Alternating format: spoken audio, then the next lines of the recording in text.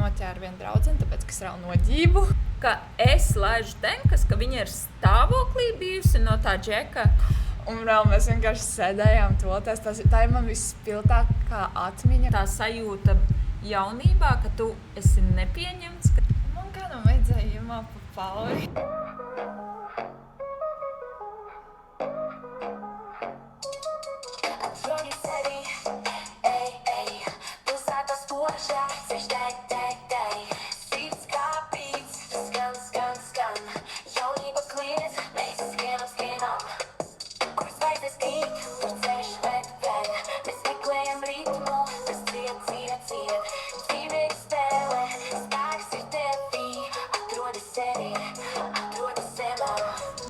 Čau visiem! Čau! Šodien mēs esam šeit. Man ir liels prieks, ka mēs turpinām mūsu podcastu Atrodi sevi. Un šodien esam šeit, lai mēs parunātu par draudzības tēmu. Jā. Kā vispār ir ar draudzību skolas laikā, kāpēc kādas draudzības mums ir līdz pat mūža galam un kādas pazūd tā vienkārši tāpat nepasakot jā. Un par to, ko reizēm mēs domājam, bet nepasakām. Un ja šajā epizodē tu atradīsi kaut kripatiņu priekš sevis, tad mēs būsim izdarījuši savu darbu. Noteikti. Tas ir mūsu mērķis. Nu ko, sāksim ar mūsu pirmo rubriku, kura ir iepazīšanās caur emoji. Un šodien mums ir jāizvēlas 3 emoji, kas raksturo mūs šajā brīdī. Lai tuvāk iepazītos. Es tā saprotu, tu jau esi izvēlējusies, jā? Jā, es jau paņēmu savu laiku pirms tam, es mierīgi sagatavojos. Es esmu izvēlējusies zvaigznīšu, to emoji ar tām 3 zvaigznītēm, kas ir tāpēc, ka es jūtos šodien kā tāda zvaigzne, tāpēc, ka es esmu ar savu beidzot uz šo tērpu, kur es pabeidzu, un es gribēju justies ļoti labi šodien. Tāpēc, jā, kā arī disko bumba, tas arī visam šim pienāk klāt. Es jūtos kā tādā ļoti svarīgā pasākumā. Tas ir svarīgs pasākums. Es ļoti gatavojos. Man diena sākās 5 no rīta, tāpēc, jā. God. Ko tad arī no 5? Tu lokas taisīji? Man bija jāmazgā mati, man bija jātaisās. Un, nu jā, nācās ļoti agri. Un tad ir tā māksla, tā kā glaznošanas paletīte, kas ir tā kā, es esmu šodien ļoti artistika. Es esmu ar saviem dabīgajiem matiem un ar savu radošo tērpu un uzpēršu kurpēnu. Tāda ļoti artistika. Bet tas tērps ir vienkārši fenomenāls. Es tiešām gaidu, ka tu man arī kaut ko uzšosi. Apsoli lūdzu viņu, ka tu man kaut ko uztaisīsi. Man jau draudzene, es biju ar viņu ārā nesen, un viņai tāds tev man jau šuju džemperi. Uz dzimšanas dienu. Džemperi? Nu jā. Jā, no tagad speciāla auduma viņa tāds, es gribu džemperi, lai tu man uzšuju uz dzimšanas dienu. Bet kā tevi sauc? Kas tu esi? Kas? Jā, mēs iepazīstamies. Man sauc Marlēna, un es mācos VSKLV jau no 7. klases, un es esmu daļa no parlamenta. Tad es pastāstīšu par sevi. Es esmu Anna Sinties. Šajā skoliņā esmu pasākumu producente, atbildu par mārketingu, tāpat esmu klases audzinātāja 10. klasītēm un arī vadu skolas parlamentu, kur mēs arī mēs iepazināmies ar tevi pasākumā. Jā. Mēs devāmies uz Saimu. Tā bija pirmā reize. Jā. Un līdz šim. Jā, līdz šim. Bestīs. Jā. Un tad mani emoji būs laikam tas cilvēciņš ar zvaigznītēm atstiņu vietā, jo es jau no paša rīta biju overexcited. Tak Dievs, atkal būs daudz anglicismu, es atvainojos, bet tāda mūsdienu valoda tā ir.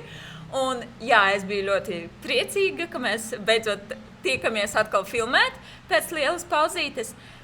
Tad man bija tāds emoji, kur rociņas taisa sirsniņu. Es neprotu, kā taisa jaunieši šitā kaut kā sirsniņas. Es zinu, ka manā laikā taisīja šitā. Es taisu šitā. Ok, labi. Es nezinu, es laikam vecmodīga. Laikam, jo es redzēju, ka jaunieši taisa kaut kā šitā sirsniņas. Ir šitā un vēl ir šitā. Šitā es protu, jā. Un tad vēl mans smaidiņš, ak Dievs, kāds man bija 3. smaidiņš. Sirsniņa, jā, jo es visus ļoti mīlu. Un apskāviens, tāpēc, ka mēs par draudzību šodien runājam. Un man liekas, mani tā kā atspoguļo kā draugu tas, ka es savus draugus parasti un cilvēkus, kas man ir tuvi, es vienmēr apskauju. Jā. Tā kā jā. Nu, ko? Iepazinušās mēs esam. Un tagad sāksim mūsu rubriku Papliko. Opa! Neviens neizģērbsies, bet mēs runāsim atklāti, Jā. bez nekādām maskām par to, ko mēs domājam par konkrētām tēmām. Un es esmu sagatavojusi mums tādas lapiņas. Mēs pēc kārtas varam vilkt jautājumus un tad mēģināsim diskutēt par to, kas tur ir rakstīts. Te var sākt. Vai es šodien sākšu? Kādēļ draudzības beidzās? Vai piedošana vienmēr ir tā vērta? Daudzas draudzības beidzās ar kaut kādiem konfliktiem, ar kaut kādu, ka nevar samierināties ar kaut ko, vai nevar izlikt savā starpā, vai arī vienkārši kaut vai izaug viens otru un pasaka paldies tev par to, ka tu biji tajā manā dzīves periodā un vairs neesi. Un tā, tas ir kā draudzības beidzās bieži vien. Protams, ir arī tie savi explosions, tie bliezieni un visādi tādi, un ka uztaisa nenormālu drāmu un pat neļauj tev mierīgi aiziet prom un uztaisa milzīgu scenu, tad tu dzīvo kaut kādu mēnesi. Labākajā gadījumā mēnesi. Jā, tu dzīvo tādā šausmas, kas būs nākamais. Bet, ir kā kura draudzība un kā kura situācija, es teiktu tā. Un vai piedošana ir vienmēr tā vērta? Dienas beigās, agrāk vai vēlāk, tu piedosi, tu palaidīsi vaļā un tu pilnībā aizmirsīsi. Viss ir arī atkarīgs, man liekas, no tā, ka tev tas cilvēks ir svarīgs, vai tu saproti, kā jau tu minēji, ka tu esi izaudzis no tās draudzības un pieņem, tad, mums vairs nav pa ceļam, vai arī, ja tev tas cilvēks tiešām ir svarīgs un viņš paskaidroja, kāpēc kaut kas ir nepierastījā mikrofonā. Lūk, un ka viņš paskaidroja, varbūt kāpēc viņš bija rīkojies kaut kādā situācijā, kas varbūt nesakrīt ar to tavu vīziju, bet ja tev tas cilvēks tik tiešām ir svarīgs, man liekas, ir būtiski atļaut tai draudzībai būt, jo, man liekas, ir svarīgi, ka ir tādi īsti draugi un tad līdz tai saknei aizrakties. Vai tas tiešām ir kas tāds, kāpēc būtu jāpārtrauc īstu draudzību? Jā, man tā šķiet. Pastāstīja, kā ir tev vai tev ir bijušas kaut kādas situācijas skolā, kad tu mācījies klātienē, piemēram, kaut kādas drāmas, kā tev vispār ir ar draudzību tālmācībā? Es varu pastāstīt par klātieni. Man ļoti noveicās ar tādu meiteņu grupiņu, ko es izveidoju ārpus savas klases. Tas nebija skolas biedrenes? Tas bija vairāk skolas biedrenes. Tur bija man tāda viena klases biedrene, bet tur arī beidzās ar savām drāmām, jā, nekur bez drāmas. Bet, man noveicās ar to, ka es radīju grupiņu, kur ir no vidusskolas un no pamatskolas, no visām tām klasēm, no kaut kādas 7. līdz kaut kādai 11. klasē, man liekas. Tur bija ļoti plaši. Man liekas, tur bija kaut kādi 10 līdz 12 cilvēkiem un tikai meitenes. Skolas periodā, man liekas, tikai meitenes tāda liela grupiņa. Tas bija es biju man sanāca. Nē, tas nebija challenge, tas tāds tad zini, tev ir tā grupiņa. Tur jau bija tādas tipa 2 grupas, bet tās bija tādas grupas, kur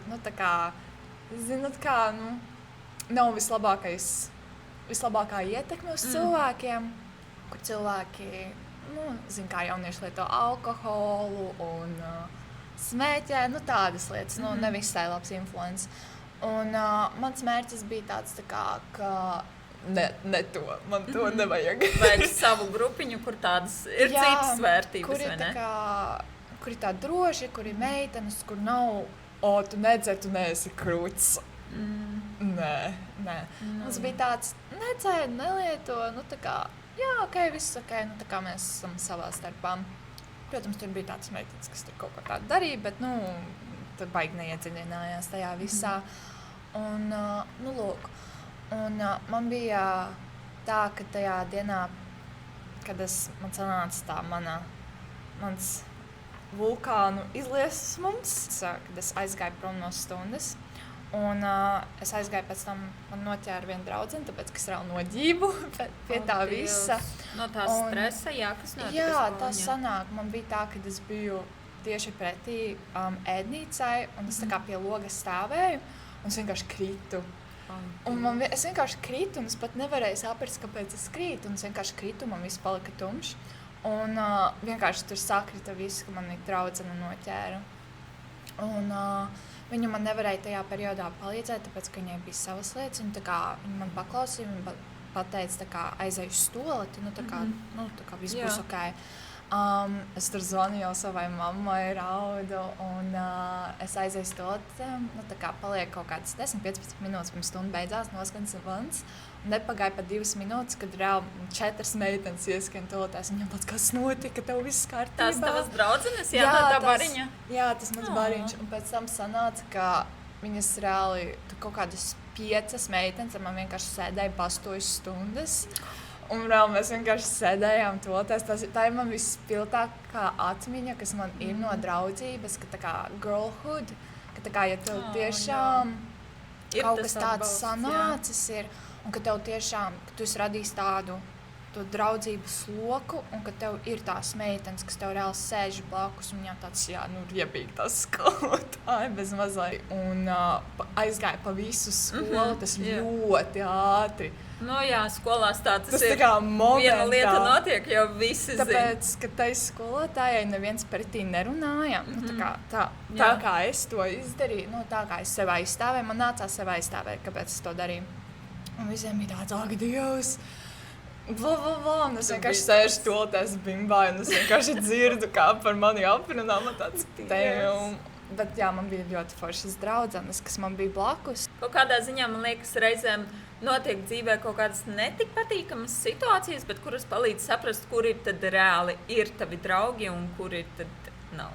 Jā, man bija tā, ka man bija tā kā viena meitene. Viņai bija tāds, ne tāds hate relationship, bet tāds tā kā neļauna draudzene. Es nezinu, kā pateikt, bet mēs nebijām tādas, mēs bijām ļoti pretējas, bez mazliet tā var pateikt. Jā.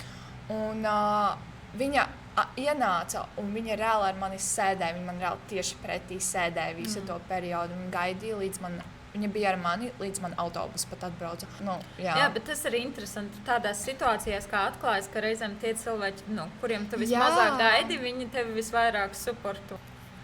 Nākamais. Kāds ir bijis vissliktākais veids, kā tu esi beigusi draudzību? Ko tu darītu citādāk? Es neatceros, vai es ar kaut kādiem skandāliem būtu beigusi draudzības. Tev ir kaut kas? Man ir. Varbūt tad tu pastāsties, pamēģināšu atmiņā. Kamēr tu savu memoriju. Jā, man tomēr tā gadu pieredze ir bišķi lielāka, vajag padomāt. Man tā kā, es līdz šai dienai tā kā nožēloju, kā es izteicos.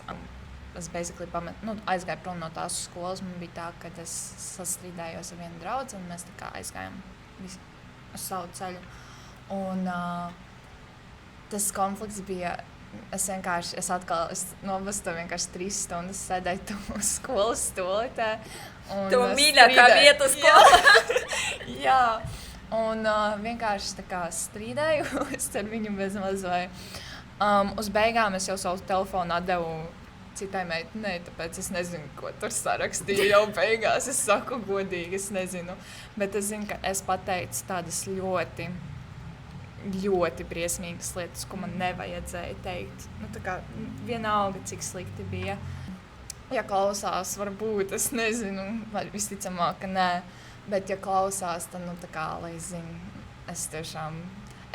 Es biju ļoti maza, man bija 12 gadi, man liekas, tā kā mēs pieļaujam tādas... Tas ir tas vecums, kad tu īsti vēl neproti, tā kā tev izdara sāpīgi vai kaut ko, un tu vienkārši centies pateikt tās sāpes, bet varbūt ne tajā pašā foršākajā formā. Jā. Man ir bijis atkal, jo man, nenāk prātā, kā es biju izbeigusi kaut kā konkrēti, bet vienkārši kaut kādas sāpīgi izbeigušās draudzības man bija skolas laikā. Mums bija trijotne meitenes, kuras mēs super draudzējāmies, un 10. klasē pēkšņi viena no šīm meitenēm pārstāja ar mani komunikāciju. Viņa atrada Džeku, un mums sākumā likās, ka varbūt tas ir tāpēc, ka viņa sagājās ar Džeku, un viņa grib tikai ar to Džeku pavadīt to laiku un tā, bet pēc tam viņa kaut kā ļoti negatīvi pret mani sāka uzvesties. Jau konkrēti neatceros, bet bija daudz kaut kādas sūdas taisījām viena otrai jau beigās, bet arī ar tādu neizpratni, kāpēc, kas ir mainījies, es centos viņai daudz rakstīt, mani ignorē un tā. Un tad pēc kāda laika es tikai uzzināju, ka skolā bija cilvēki, kuriem ļoti skauda mūsu draudzība, jo mēs bijām bestī, mēs tusējāmies visu laiku kopā, varējām nedēļu padzīvoties viena pie otras, tur šurpur tā gada laikā. Un tad sāka laist tādas tenkas, ka es laižu tenkas, ka viņa ir stāvoklī bijusi no tā Džeka, un ka tikai tāpēc viņi ir kopā. Un pats interesantākais, kad bija arī viena skolotāja, kas laida šīs tenkas. Jā, tu man es tev stāstīju, un tas man bija tik traki to saprast. Es to uzzināju jau, kad es skolu biju pabeigusi. Jau tur pagāja vairākas situācijas, un kad es vienkārši sēžu un es saprotu, ka es tik ļoti gribētu atgriezt to draudzību. Man tas cilvēks bija ļoti tuvs, bet man bija tāds, kas notika? Un tā es atceros, mēs kaut kādā tusiņā satikāmies, un mēs parunājām par to. Un tad iznāca tā, ka viņa visu šo laiku bija pārliecināta, ka es laižu šīs tenkas par viņu, un tāpēc viņa bija uzēdusies uz manis. Un, Kāda bija viņas reakcija, ka viņa uzzināja, ka tu vispār nebija vainīga? Mēs vienkārši sapratām, ka ir pagājis tik daudz gadu, un vienkārši kaut kādu randomu cilvēku dēļ mēs zaudējām kaut ko tiešām tādu vērtīgu. Beigās viņa ar to čalu nebija, un tur viņi beidza savas attiecības. Un, bet mēs pazaudējām to draudzību, un, protams, gadi jau pagāja, un tad atgūt viņu vairs gluži nevar. Ir grūti, un tad tomēr tas laika brīdis bija liels pietiekami, kad mēs nekomunicējām, un ir ļoti žēl. Vērtīgākais, ko var un vajag darīt, vienmēr runāt. Kādas ir pazīmes, ka draudzība nav veselīga? Kā tikt galā ar greizsirdību? Kādas ir pazīmes, ka draudzība nav veselīga? Tu nejūties labi ap to cilvēku, kad tu aizej mājās un tu jūties kā miskas. Jā, ja tev ir kaut kāda pēcgarša, vai ne? Tu atnāc un tu tāds it kā bija forši, bet kaut kā tu jūties ne līdz galam. Jā, tas ir tāds. Pirmais ir tas, kā tev ķermenis dod signālus, jo ķermenis māk ļoti, ļoti tev dod signālus par otru cilvēku.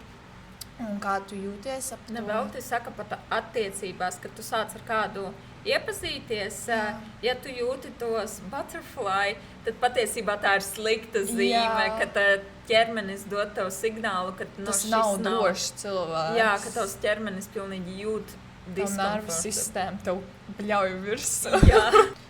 Ir ļoti jāvaktē tā otra cilvēka uzvedība. Es teiktu tā, kā viņš pret tevi izturās, kā viņš tevi novērtē, kā viņš to draudzību uztur vai cenšas.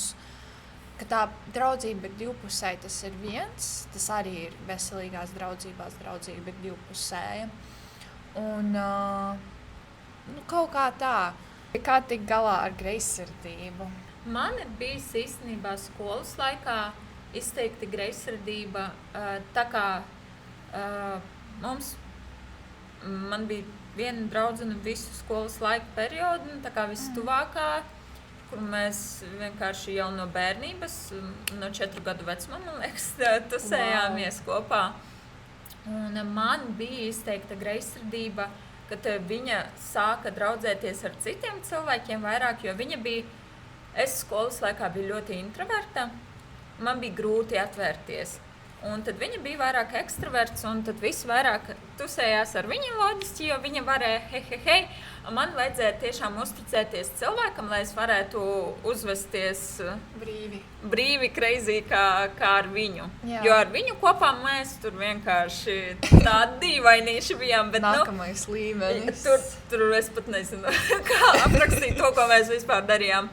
Bet, un tad man bija tā iekšējā greizsirdība par to, ka viņa draudzēs ar citiem, bet, protams, tajā laika periodā es to vispār nesapratu, tās man bija dusmas, bet, ja mēs ņemam no psiholoģijas viedokļa, dusmas vienmēr ir otršķirīgā emocija. Tātad zem tām dusmām slēpjas kaut kas vēl. Un jau tagad es saprotu, ka tā bija nedrošība par sevi, ka es palikšu viena, ka neviens ar mani negribēs draudzēties. Un tas bija reāli bailes par to, ka es palikšu tādā vienītī.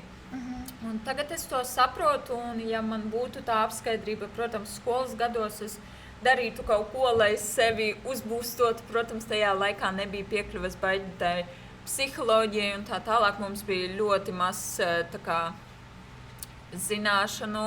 Internets nekurā, katrā mājā bija, man, piemēram, dators bija tikai, ak, Dievs, 9.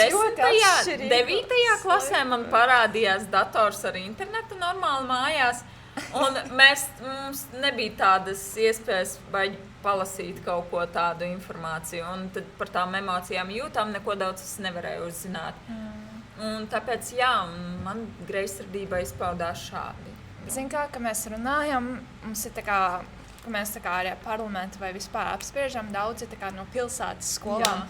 Un mēs abas divas esam tādas basically vienīgās, kas ir no lauku skolām, un mēs vislabāk varam, zin kā, ka pasaka, esmu no lauku skolas. Un tu uzreiz saproti, kam cilvēks ir gājis cauri, jo tomēr tā ir milzīga atšķirība. Jā, noteikti. Es esmu iemācījusies pašvērtību. Es esmu izaugusi pēc mazliet kā personība, savu augu, bet es saprotu. Dievs, ja es 16 gados varētu šitā pateikt, es esmu izaugusi kā personība, man drīz 30, un es nevaru tā pateikt. Es ļoti lepojos ar tevi, tas ir forši. Nē, tas kopš es aizgāju no skolas, es 3 gadus ar sevi citīgi strādāju, un tagad man 4. un es ar brīvi vienkārši būt. Bet tas bija 3 gadi, ļoti ilgs darbs, lasīt daudz grāmatas. Tik superīgi, ka tagad ir tā iespēja. Es tā gribētu no vienas puses pārdzīvot atkal skolas laiku, tikai tāpēc, ka tagad ir tā iespēja ar informāciju, un man liekas, tik ļoti savādāk viss būtu bijis, bet te pašā laikā es nebūtu tagadējā, bet tam visam, kas notika, bija jānotiek, lai es iemācītos un lai es zinātu, kā nevajag. Kā mainās draudzības dažādos dzīves posmos? Kā tikt galā ar sajūtu, ka esi izaudzis no tās? Mēs augam. Mēs augam. Man vienkārši mans besties no skolas tik tālu, ka tā meitene bija uz gadu jaunāka par mani. Un mēs braukājām arī, es vasarā pie viņas braukāju, tur varēju uz nedēļu palikt viņa pie manis.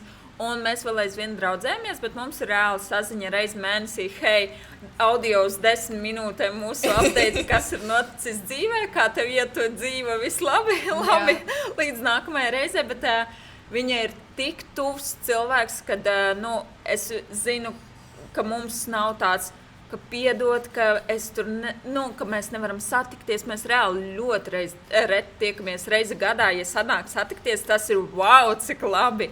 Bet viņa ir tik tuvs cilvēks, ka es varu viņai uzrakstīt jebko, viņa mani sapratīs, jo mēs viena otru pazīstam tik ilgi, un es arī esmu viņas meitas krustmamma. Un liekas tik crazy, ka mēs skolas gados arī visu kaut ko darījām, un tagad viņa ir bērns, un es esmu krustmamma, man liekas skaisti, Dievs. Tie, man liekas, ir tādi svētākie draugi, man liekas, viņi ir atsevišķā kategorijā, kuriem nevajag konstantu uzmanību, lai viņš zinātu, ka tu viņu mīli, ka tu viņu novērtē. Ka tu vēl viņu tā kā atceries. Nu, jā, ka tev nevajag konstanti sēdēt, dzert kapučīno kafejnīcā ar to cilvēku, gosipot katru dienu, lai jums būtu tā... Tu tā kā katrs dzīvo savu dzīvi, un kā vajag, tad jūs sanākat kopā. Jā, bet te pašā laikā tā draudzība ir ļoti tāda dziļa. No šīs perspektīvas tā kā gados lielāks cilvēks. Jā, es esmu varu tikai pateikt, kad kas ir, man liekas, tā lielākā atšķirība draudzības skolas laikā un kad tu pabeidz skolu, ir tas, ka skolas laikā, jo īpaši laukos, tev nav izvēles, tu komunicē ar cilvēkiem, ar kuriem tu esi spiests. Un tad no tiem cilvēkiem tu atlasi tos, kur ir tev vistuvākie. Jā. Bet nav fakts, ka ja jūs nebūtu ielikti vienā telpā, ka jūs vispār sajietos un draudzētos. Bet kas ir, piemēram, augstskolā, tu jau izvēlies kaut kādu virzienu, uz kuru tu gribi tiekties dzīvē, un tas jau nozīmē, ka tur ir cilvēki, kas, lielākā daļa, kas domā līdzīgi kā tu. Man vairāk liekas, ka tā kā, no tādiem tiem dzīves posmiem nevis draugi, bet paziņas. Jā, tas arī. Man liekas, tā meitene, kuras runāja, nav tā kā draugs, bet vairāk tā kā paziņa. Es pazīstu to cilvēku, es zinu, kas priekš tevis, starp citu, nošķir draugu no paziņas? Jo, piemēram, man liekas, skolas laikā, visi tādi baigās draudzenes, bet kas tavuprāt ir tas priekš tevis tieši? Man bija treniņā vienu dienu. Man bija tāds spilgs moments, ka es tā kā reāli, kā es māku novilkt robežas. Es biju treniņā, un man viena meitene tā kā, viņai tāds, mēs esam draudzenes. Tā kā tur kaut kas bija, viņai tāds, vai tu nedomā, ka mēs esam draudzenes vai kā? Un man bija tāds, nē. Mēs tā kā... Tas ir ļoti forši, ka tu tā varēji atbildēt. Tā kā, tas nav tā kā nejauki, bet tas ir vienkārši tā kā mēs esam vienkārši bez mazliet komandas biedrenes, kas māk satikt kopā. Mēs tā kā zinām vienu otru, bet tas nenozīmē, ka mēs esam draudzenes. Tas, ka es ar tevi smejos kopā, un tas, ka man patīk ar tevi pavadīt laiku, nenozīmē, ka tu esi mans draugs. Tas vienkārši tā kā mēs esam šeit, mēs esam foršā kopienā, un mēs visi satiekam. Man liekas, ka man draugi tie, kas man ir reāli tikai tuvajā lokā, tās skarbi sakot. Tie ir tie, ar kuriem es satiekos, ar kuriem man ir attiecības, ar kuriem es jūtos labi. Un ar tādiem... ar saviem cilvēkiem mazliet. Es nezinu, kā to izskaidrot. Man liekas, skolā vismaz mums tā bija, tās vēl mūsu laikos bija tādas burtnīciņas, kur anketas bija jāpilda, un tu dod draugiem anketu, un viņi aizpilda par sevi. Nezinu, par tādām. Kā tikt galā ar sajūtu, kas izaudz no draudzības? Jā, man liekas, tas ir ļoti svarīgi apzināties, kad jūs vairs nenesat viens otram pienesumu kaut kādu. Kad cilvēks var tevi iemācīt, man liekas, caur kaut kādām traumatiskām situācijām, kaut kādām, vai kad tu iedvesmojies no cilvēka un jūs viens otru papildināt, bet ir jāsaprot tie brīži, kad jūsu tikšanās ir tikšanās pēc kaut kāds pieraduma, bet jūs vairs, neko nedodat viens otru. Kā var zināt, kad izaug? Ir tāds, man liekas, ir tāds ļoti redzams veids, ka tu satiecies ar to cilvēku un vienkārši nevar runāt. Es nezinu, tu vienkārši runā, un tas cilvēks kaut kā pilnīgā tā saruna vispār tā kā tūkstnesis. Es nezinu, pilnībā kaut kādās tik dīvaini, ka tu reāli jūties neērti un tāds. Man bija viena tāda izteikta situācija, kad bija tāda draudzība, kad mēs satiekamies un runājam par kaut kādām vienām un tām pašām situācijām, un kad tu piedāvā kaut kādu jaunu tematu vai kaut kādu citu, tad ir tāds, kāpēc mums par to runāt, un kaut kā tā, ja var to veco tur 101 reizi izrunāt pa otram lāgam, un tad tu saproti, ka tas cilvēks nav atvērts kaut kam jaunam, kaut ko jaunu iesprūdis tajā ciklā. Un tu saproti, ka tu jau virzies tālāk, tevi jau interesē kaut kas vairāk, nevis vārīties tajā, kas ir pašā putrā. Varbūt sākumā tad iepazīsimies. Jā. Pastāstiet par sevi. Mani sauc Elena. Es esmu izglītības psihologs, bet arī man ir psihoterapeita prakse. Nu, tad pagaidām neliela. Un arī ir tādi plāni arī mācīties profesionāli. Super. Tā ir Marlēna. Jā, esmu Marlēna. Es mācos 10. klasē. Un šis ir mans projekts, ko es cenšos realizēt. Jā, mums tiešām liels prieks, ka mēs dabūjām mūsu pirmo speciālistu mūsu projektiņā.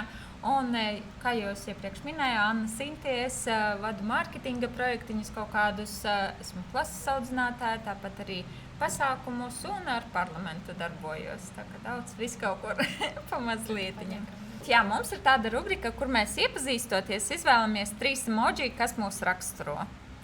Un tad paskaidrot, kāpēc tieši viņi jūs raksturo. Šodien vai vispārīgi, kas tā kā tur var tajās sadaļiņās paskatīties, kas jums patīk.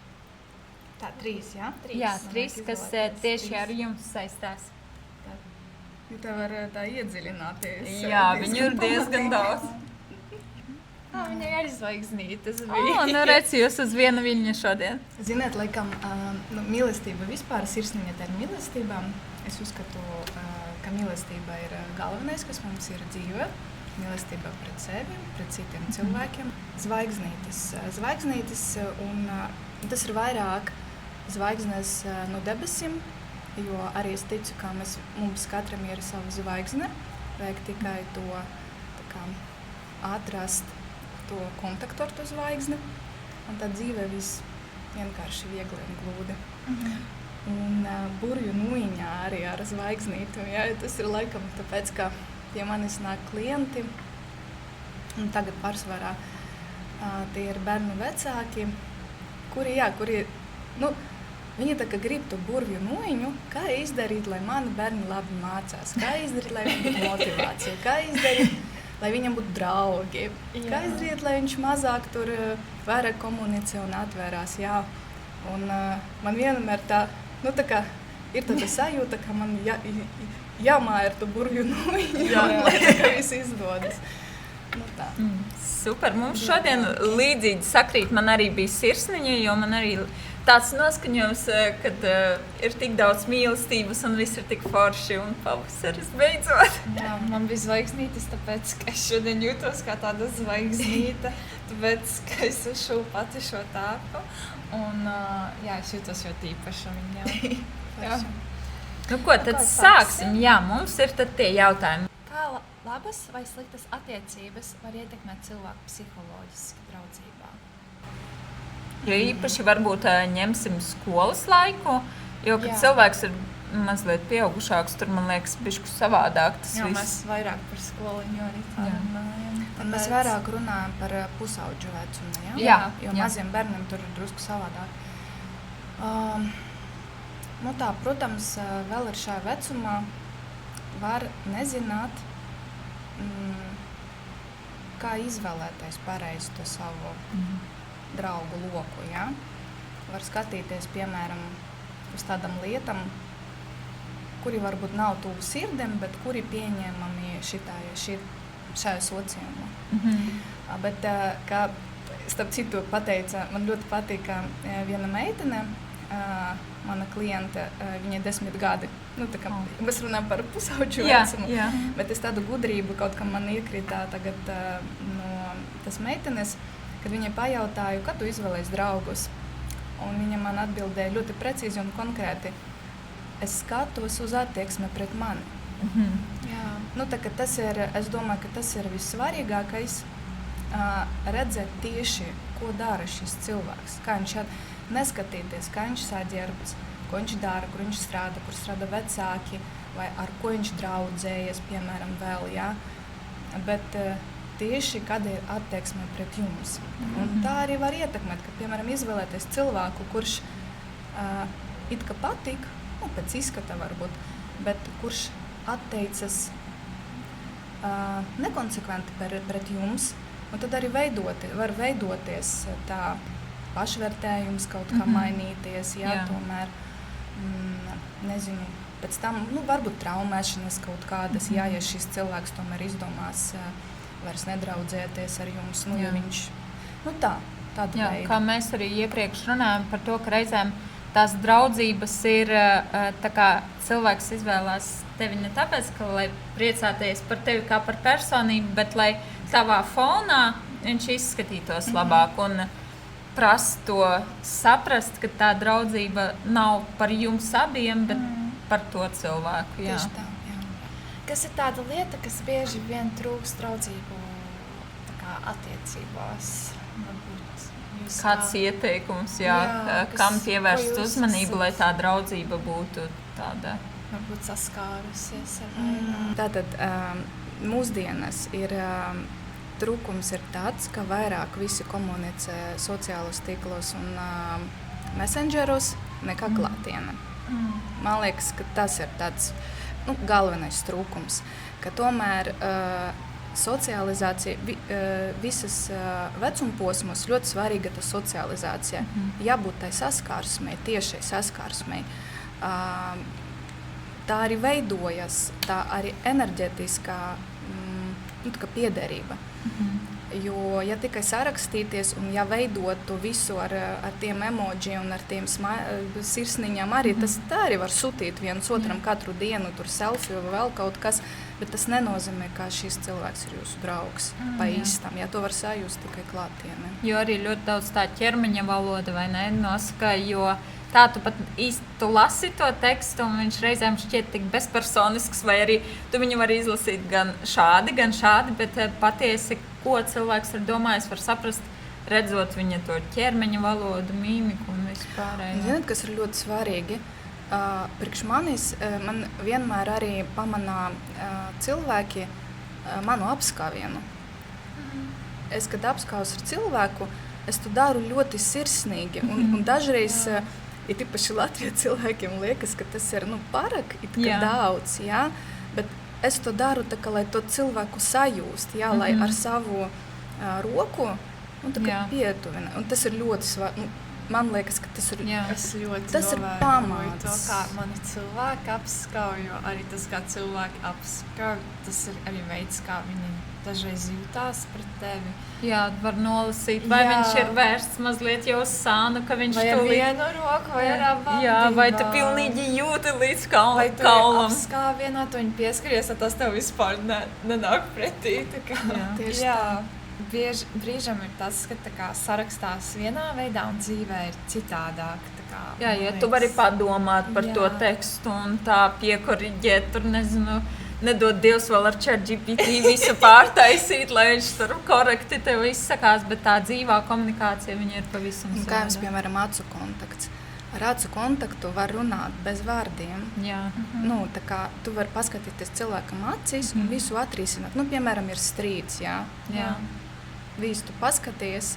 Tas ir vairāk varbūt tādas attiecības starp vīrieti un sievieti varbūt aktuāli, bet arī ar draudzeni, izveidos, piemēram, kaut kāds nesaprašanās, tad tas ir ļoti svarīgi. Pilnīgi acīs redzi, ka cilvēkam ir tā mīlestība vienam pret otru, bet tā nesaprašanās, un tas, Tieši tā. Un ko jūs varētu ieteikt, lai būtu labākas attiecības ar draugiem, kas ir tāda kaut kāda iezīme vai kaut kāda tādas mazas lietas, ko mēs tā kā ikdienā varbūt neievērojam, bet kas liekas uzlabot to draudzību daudz labākā līmenī, tas mazai. Es domāju, ka ir svarīgi ar to cilvēku būt tādam, kāds tu esi pa īstam. Neko netelot. Netelot, ka, piemēram, tur apģērba stila. Kaut ko tur uzvilkt tā, lai būtu ar meitenēm kopā, tur, piemēram, kaut kādu tādu aksesuāru. Vai netelot, piemēram, smaidu. Ja tu esi introverts, tu esi introverts. Nevajag tur pļapāt par kaut ko, mēģināt kaut ko no sevis izspiest. Arī, tie ir piemēri, bet galvenā doma ir tāda, jo cilvēks vairāk kaut ko telo, draudzība, nu, tad tas nevar runāt, ka tas būs nu, tā kā ilgas, veselīgas attiecības. Tāpat viņi vai nu strauji aprāvas, vai nu viņi būs ilgstoši, bet kaut kādi tādi mokoši un nesaprotami. Un ja patiešām būvēt ilgstošu draudzību, vajag sākt ar sevi un saprast, vai tiešām es esmu pieņemts tāds, kad es esmu šajā kompānijā vai ar šo cilvēku. Jā, man liekas, tas ļoti izteikti ir skolas periodā, kad, kā jau mēs runājam, kad tu esi kā spiests skolā, ja tu esi klātienē, būt ar tiem cilvēkiem, ar kuriem tu esi, un tad tu bezmaz vai speciāli centies kaut kur ietilpt kaut kādos rāmjos, lai tevi vispār kaut kur pieņemtu. Jā. Jo tā sajūta jaunībā, ka tu esi nepieņemts, ka tev nav tās savas kompānijas, ir ļoti mokoša, un tad, man liekas, tas, ko pusauģi bieži dara, viņi šajā vecumā izliekas par to, kas viņi gluži nav. Tāpēc bieži. Arī tās visas alkohola lietošana, smēķēšana bieži vien pusauģu gados sākas tieši no tā, ka tu gribi būt pieņemts un to saprot. Jā, un tev vienkārši kā, bara instinkts, mēs visi gribam būt kā sociālas būtnes pieņemti, un tad, tā. Ko darīt, ja draugs piedzīvo problēmas ar mentālo veselību? Kā varbūt atbalstīt vai... Es esmu cilvēks ar mentālām problēmām. Jā, kā vispār saprast varbūt no malas, ka tu saproti, ka kaut kas nav varbūt tam draugam.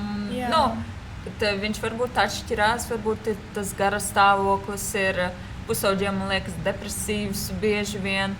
Un tad kā atbalstīt? Vai kā būt tā kā tur? Kā būt klātesam? Jā.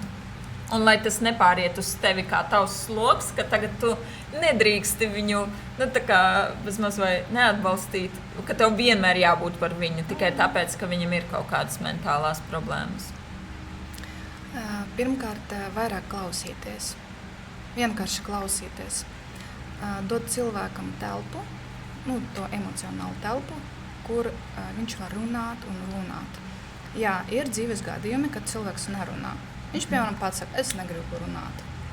Bet tad pat dzerat kafiju, tēju, sežat tur skatāties filmu kaut kādu. Bet tāpat, ja jūs esat īstie draugi, tad jūs bieži blakus, un tad tāpat izveidosies tāds brīdis, kad draugs sāks runāt. Ja? Un vienkārši klausīties.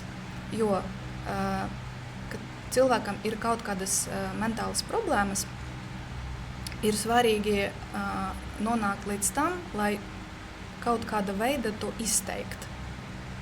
Jo, kamēr tas nav izteikts, tas vienmēr būs iekšā. Ja? Tad tā, nedot padomus nekāda gadījumā, nevērtēt. Ja? No tā, ko jūs uzdzirdēsiet, tad tur ir skaidrs. Ja? Piemēram, cik ir dziļa tā problēma. Ja? Vai ir, piemēram, kad draugs sāk runāt par nedodievs. Tur kaut kādi tādi tiešām sliktie momenti, sarežģīti, ja? Tad tur jāvēršas tālāk, tur jāpasaka, vai sazinās kaut kā ar vecākiem, jāpaziņo, tad tā. Bet ja tas ir vienkārši, piemēram, draudzene tur sastrīdējas ar savu mīļotu cilvēku, tad vienkārši paklausīties un rekomendēt vērsties pie psihologa. Ko pieņemsim, ja tam cilvēkam jau ir tā palīdzība, cik viņš var tā kā palīdzēt, bet viņam ir tās epizodes. Man pieņemsim, es varu pateikt no sevis, man ir epizodes, un viņas brīžam var būt ļoti, ļoti smagas. Un pat Sinti ir vienreiz pieredzējusi, kā man var būt. Protams, man ir viena ļoti jauka draudzene, kas zina, kā es viņai vienmēr zvanu, un viņa vienmēr ir tur, un tā, bet ko jūs ieteiktu darīt, ka cilvēkam ir tādas epizodes, viņam jau ir visa tā palīdzība, bet viņš vienkārši grib ar kādu parunāties un kā otram cilvēkam otrā pusē varbūt kā uzklausīt. Tad tā arī ir, kā vienkārši paklausīties. Jā, tas tiešām, tu pareizi saki, jā, kad ir epizodes, un tev jāpazvanā vai jāsatiekas ar tuvu cilvēku, kurš tev pieņem tādu, kad tu esi. Ja? Un, tur arī draudzības pamats ir uzticība. Protams, mēs nevaram runāt, tas ir skaidrs, ja, ka tu vari uzticēties, ka tu vari pateikt atvērti, kas tev ir iekšā, ja, kas tev traucē. Un ziniet, kā, un galvenais, piemēram, jūs vēl skola, ja, bet man ir draudzene, kuru es pazīstu kopš skolas laikiem, kopš 5. klases, man liekas. Viņa man zina jau, tā, viņa var mani paklausīties un virzīt. Un galvenais būt arī atklātai ar sevi. Ja tevi cilvēks, tavs cilvēks draudzene virza kaut kur, ja, tad tiešām aizdomāties. Nedomāt par to, ka viņa nesaprot, vai man tomēr gribas vienkārši izteikties, nevis tur, lai viņa kaut ko saka. Bet aizdomāties, jo ja šis cilvēks ir draugs, tad varbūt palīdzēs. Jā.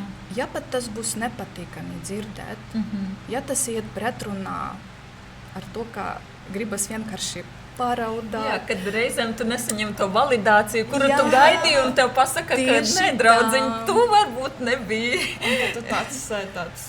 Un tad tu dusmojies, bet patiesībā tas arī bija tas, ko tev vajadzēja saņemt tajā brīdī tādu patiesību, kad šajā situācijā iespējams tu pats sevi ievedi šai pašā epizodē, jo man liekas arī tajās depresīvajās epizodēs cilvēki paši sevi reizēm ievelk vēl vairāk. Jo viņi uzkurina, jo tīpaši mēs meitenes sievietes. Jā, jo tomēr depresija ir tā tieksme, ka mēs tad visu redzam tajā negatīvajā, un tad mēs aiz tā arī pozitīvais ir ļoti maz. Vienkārši tas fokus galvā, man liekas, ir tas vienkārši savādāk nobīdīts. Un ziniet, un tā ir īstenībā, kā var atšķirt viens no punktiem, kā atšķirt īsto draudzību no neīstas. Tā. Es domāju, ka vēl ir tādi jautājumi, kad tu saki kaut ko draudzenei, un viņa to vispār neuztver, un pat mazāk saka pēc tam komunicēt ar tevi, ja? Tas nozīmē, ka nav tā kontakta, nav uzticēšanas. Viņa tev neuzticās, ka tu gribi labu, bet kad tas ir pieņemts, un kad izdarīti kaut kādi secinājumi, un tad tas ir tas īsts kontakts, kuru var turēt. Es varu, piemēram, nezinu, varbūt interesanti būs piemēri no dzīves, no manas dzīves, tas ļoti spilgts. Mana draudzene, kuru no skolas laikiem, vienreiz gatavoja mani intervijai angļu valoda. Man ļoti svarīgi bija pacelt to līmeni līdz tam, lai pretendētu uz vienu pozīciju. Un mēs sarunājam, ka mēs izmēģināsim. Un es te intervijai, it kā sagatavojos, bet tā, pat cik tas ir draudzenes, tā man tur bērns skraida apkārt, man uz galvas sēž, un es tā, visu ar tām pauzēm, un viņa pēc tam tad stop. Mīļā man, es tev veltīju sava darba laiku 1 stundu. Tas ir ļoti daudz. Es tev palīdzēju tā un tā.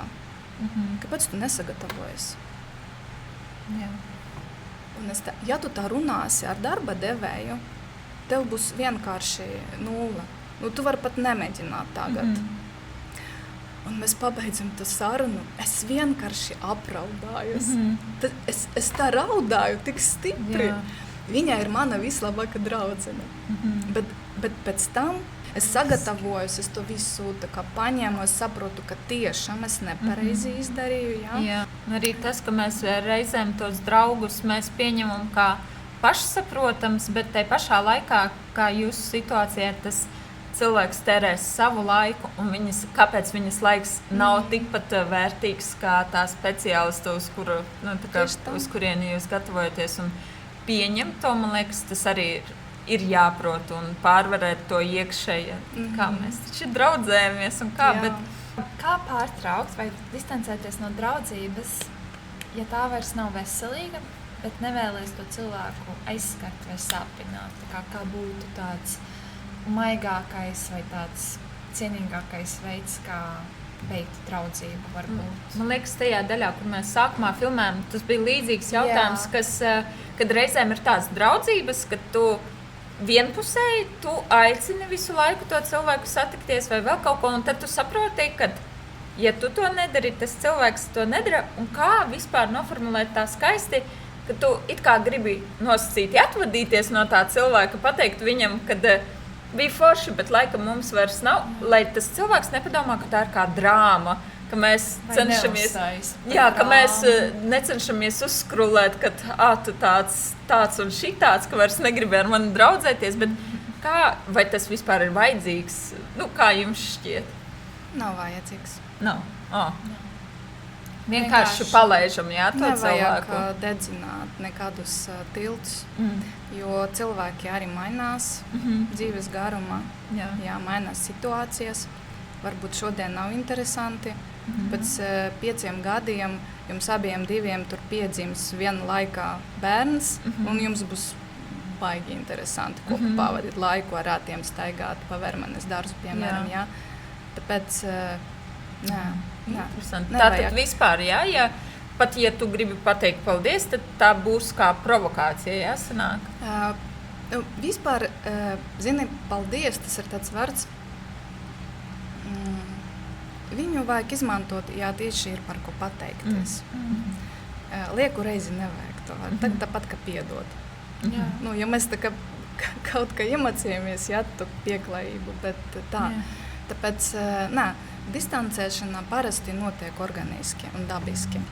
Otrā lieta, ka tiešām ir kaut kā tur neveselīgas attiecības, kad jūsu draudzene, viņa ar jums tā kā grib visu laiku tur kaut ko tā, jūs tā kā negribāt. Kā tad? Tur tāpat. Tāpat vienkārši distancēties, Jā. Bet parasti es ticu tam, ka parasti tas notiek organiski, ka abas divas puses saprot, ka aizpūs. Tā kā ar laiku, bet es vēlreiz saku, ka mēs visi šīs pasaules tā kā iedzīvotāji, šīs planētas, un mēs nevaram zināt, kas būs tur pēc gada, pēc 2, pēc 3. Priekš kādam cilvēkam tur kaut kā atvadīties. Taču neiet citā, tur nezinu. Par to es nebiju aizdomājusies. Kā iemācīties klausīties draugu tā, lai viņš patiešām jūtas saprasts un saklausīts? Būt šeit un tagad. Tiešām būt šeit un tagad, nevis telefona, nevis domāt par savām lietām. Mums visiem ar to, es arī uzskatu, ka visiem ar to ir problēmas, jo mēs dzīvojam tā kā drusku, mēs esam pārstimulēti ar sociālajiem tīkliem, ar to skrolēšanu, un mums visu laiku tā kā gribas domāt uz priekšu drusku, mums tā kā visu laiku gribas mainīt to savu tā kā bildi galvā. Tas ir labs veids, kā mācīties būt šeit un tagad, koncentrēties uz to, par ko stāsta cits cilvēks. Bet tad tās sarunas, man liekas, arī var aiziet daudz dziļāk, ja tu tā kā tiešām, kā saka, kādreiz, kad tās rīta sarunas virtuvē, kad tu mājās, kad tu līdz rītam nopļāpā ar to cilvēku, un tu tādu veselu dzīvi izdzīvo vienkārši caur tām sarunām, bet mūsdienās, ka mēs pat nevaram koncentrēties visu laiku, gribās kaut ko paralēli vai darīt, kad pat nevar noskatīties reizēm garāku video, jo gribas paralēli vēl kaut 10 lietas darīt. Šis ir otrais punkts, īstas draudzības pārbaude, jo ar īstu draugu jums nevajag speciāli koncentrēties, jums tāpat būs interesanti. Jūs aizmirsiet, kur jums ir vispār tas telefons, vai kas notiek. Jums tiešām būs ļoti interesanti. Nevēlties saka, ar labāko draugu tev nav nevienas bildes, tāpēc, ka ar īstu draugu tu to telefonu nekad nenobildēsies. Kādi autobusām padomā, nav nekāda dokumentācija no šī. Kad tā draudzība ir tāda, jūs pabildēties, vēl vis kaut ko tādu. Tā arī ir. Kāpēc dažreiz mēs turamies pie neveselīgām draudzībām un attiecībām? Tā ir kaut kāda deficīti. Pārsvarā tas viss nāk no ģimenes. Nu, tāpēc, ka kā mēs izaugam ģimene, jā, māma, tētis, vecmāmiņa, opis. Piemēram, ja bija emocionāli augstas attiecības ar mammu, nu, tad arī mēs kaut ko meklējam draugu lokā. Bet tas ir, piemēram, kas vai var Tā. Un mēs ar to savu sajūtu pieķēram cilvēku, nu, kā pateikt, mēs esam arī, nu, tā kā izaugam ar to augstu emociju, emocionālo pildījumu, ja? Un mēs tā kā pievelkam cilvēku arī ar to augstumu. Komunicējot ar šo cilvēku, mums nav patīkami. Mēs nejūtamies droši. Jā. Bet mēs pie tā pierodam, mūsu psihe pie tā pierod. Tāpēc vajag, nu, lai no tā kā izvarīties, vajag sevi ārstēt.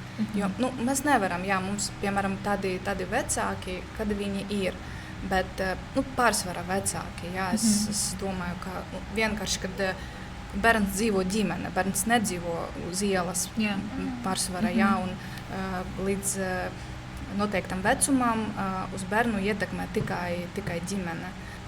Nu, droši vien pusaudžu vecumā, kāpēc es saku, jā, ka cilvēks vēl ne līdz galam pazīst sevi tā, lai saprastu to veselīgu attieksmi pret sevi. Jā. Kas varbūt ir tas, lai sāktu tā kā apzināt to sevi, to, kādas draudzības būtu piemērotākas, piemēram, ko mūsu skatītāji, kas noteikti būs skolēni, varētu sākt darīt jau tagad, lai saprastu, tad laikam šī nav tā īstā draudzība, man ir jāmeklē kaut kas savādāks, vai uz kādiem jautājumiem būtu iekšēji jāatbild, lai saprastu, ko meklēt. Tā, nu, pirmkārt, draudzībā tas ir tā kā labprātīga komunikācija bez kaut kāda loģiska iemesla. Viss.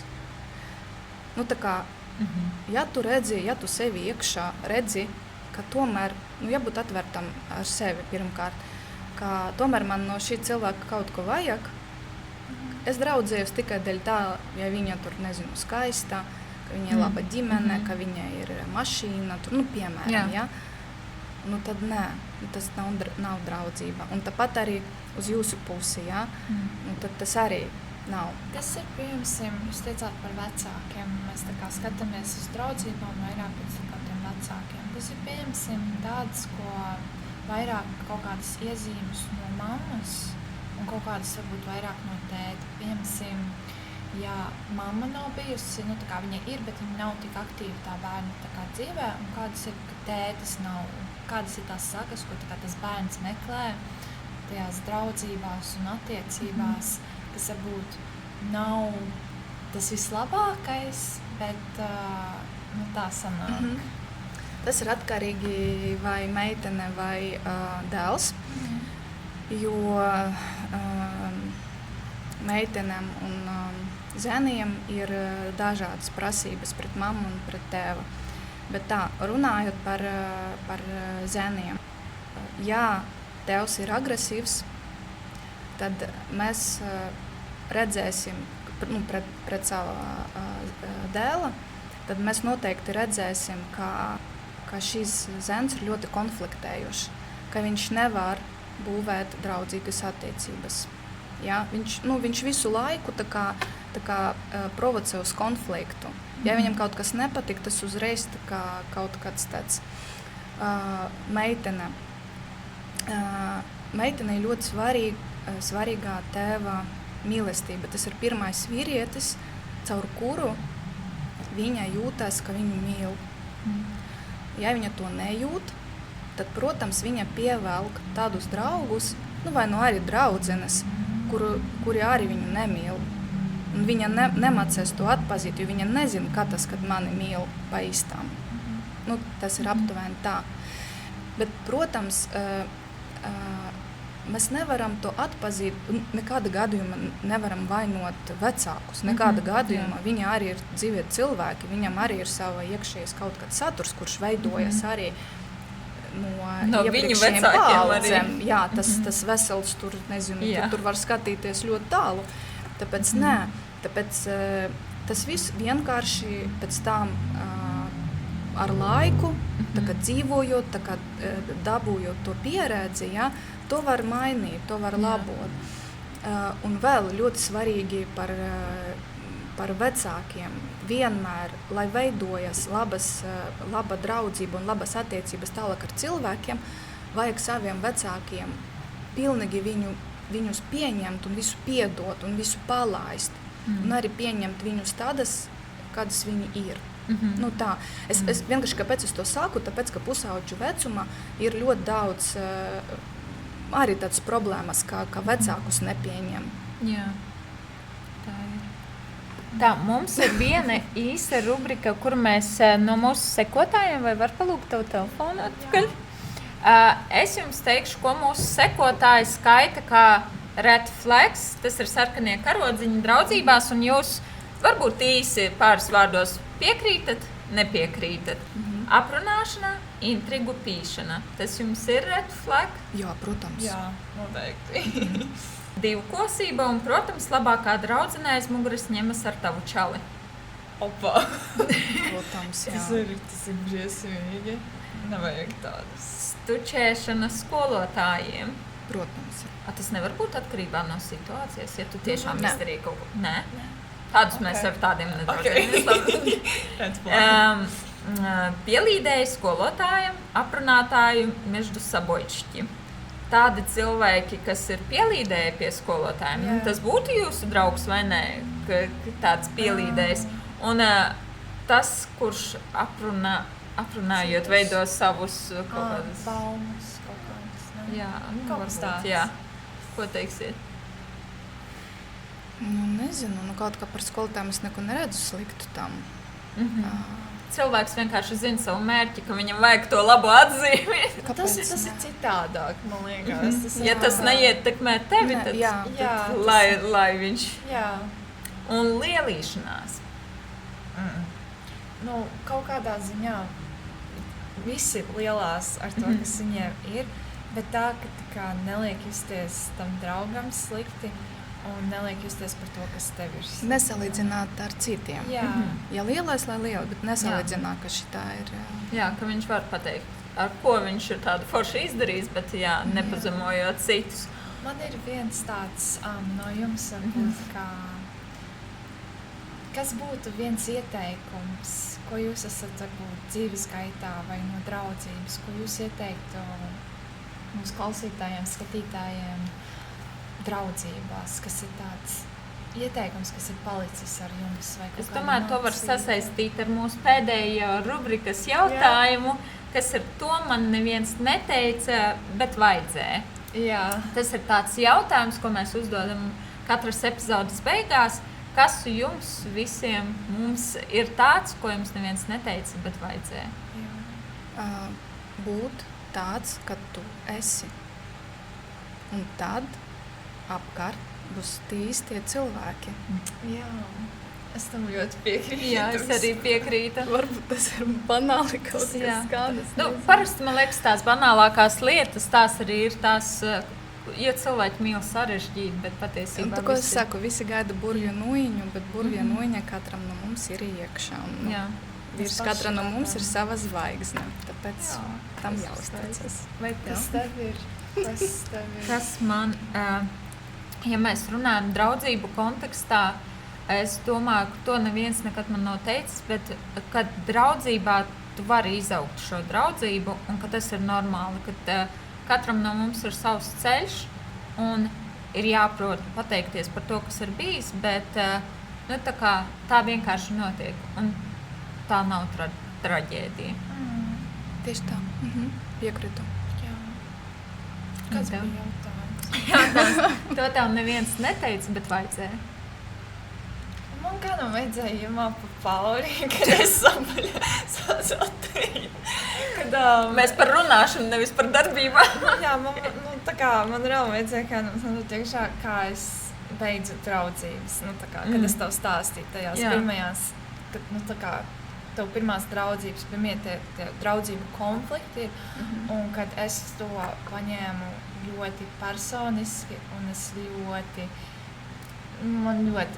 skarbi veicu, tā kā es ļoti skarbus vārdus pateicu, un kaut ko tādu, un kaut man kāds būtu pateicis, un es sūtu tev, tas neko nedos. Kā mēs šodien izrunājam, ka vienkārši, lai draudzība beidzas, vajag palaist klusums un labas draudzībās tu reāli jutīsies labi.